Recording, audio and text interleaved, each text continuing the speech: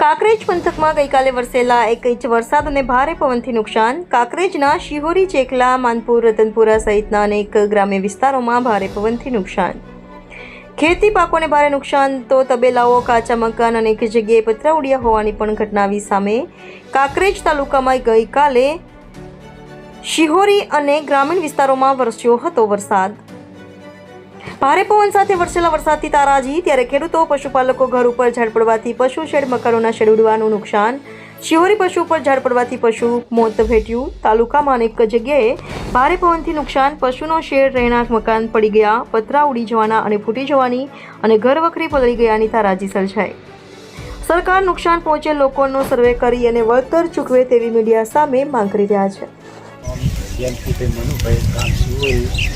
મારે 70-80 ફૂટનું કાઢ્યું હતું. શેડ આખો બનાવેલો, 2 ઢોરા હતા, ઉડી ગયો. વાવાઝોડું આફત આવ્યું, ઉડી ગયું છે.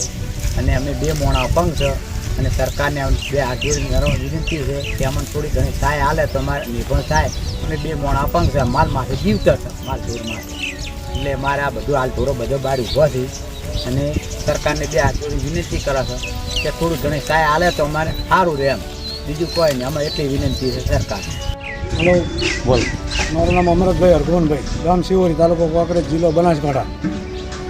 અમારે 10 ઢોરોનો શેડ હતો, 60 ફૂટ જેટલો. એટલે અચાનક વાવાઝોડું ઉડી ગયેલો છે. એમાં કોઈ પણ હાજુ રહ્યું નથી. પત્ર એંગલો સાથે બધું તૂટફૂટ થઈ ગયેલું છે. સરકારશ્રીને વિનંતી કરે તો જો થોડી ઘણી સહાય હાલે છે. અમારો પશુપાલન ઉપર ધંધો છે. ગરીબ છીએ.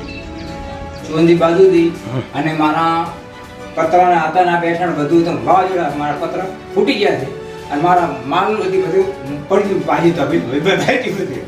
એટલે કોઈ વિનંતી આવે સાહેબ કે વિનંતી આવે કરો સાચો